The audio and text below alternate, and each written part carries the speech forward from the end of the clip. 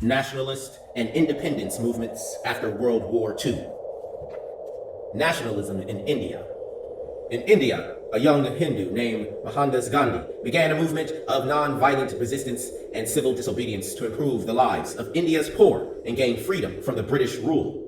He led a salt march with thousands of followers in 1930 to protest the British monopoly and taxes on an essential need, salt. Gandhi's followers called him Mahatma, meaning great soul. He didn't believe in fighting and war. His peaceful ways eventually led to Indian independence from the British in August 1947. India was partitioned into two countries, one Hindu, India, and one Muslim, Pakistan. As with colonial Africa, this partition divided families and left some Hindus in Pakistan and vice versa. Gandhi's peaceful protests, marches, hunger strikes, and sit-ins influenced and inspired later activists like Martin Luther King Jr. in the US. Japan after World War II. World War II had left Japan crippled. Much of the city of Tokyo had been destroyed, and agricultural production was down. After Japan's unconditional surrender in August 1945, Allied forces led by the US occupied Japan to distribute food, prevent Japan from developing its military, and also to make Japan more like the West. In the spring of 1952, Allied occupation officially ended. Japan was once again independent. Beginning in 1949, by selectively borrowing Western ideas and technology, Japan was able to recover, rebuild, and emerge even stronger than before. Japan soon had one of the fastest growing economies after the war. Its manufacturing, trade, car industry, and electronics development were so great that its electronics industry surpassed America's by the 1970s. Tokyo became a populous, vibrant, exciting, and very modern city. Independence for African countries. On the African continent, the years after World War II were a time of liberation from colonial rule. Libya became the first newly independent nation after World War II in 1951, and many countries would follow.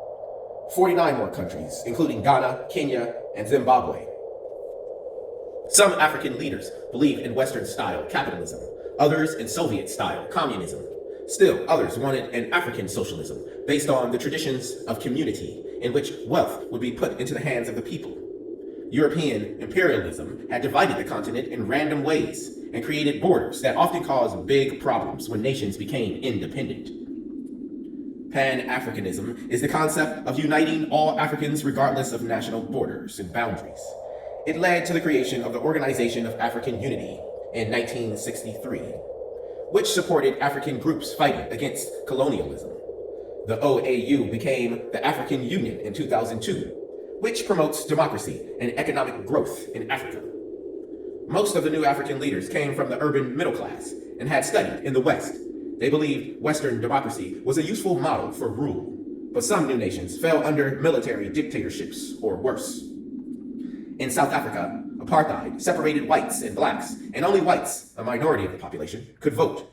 Blacks began to protest these laws in the 1950s and 60s.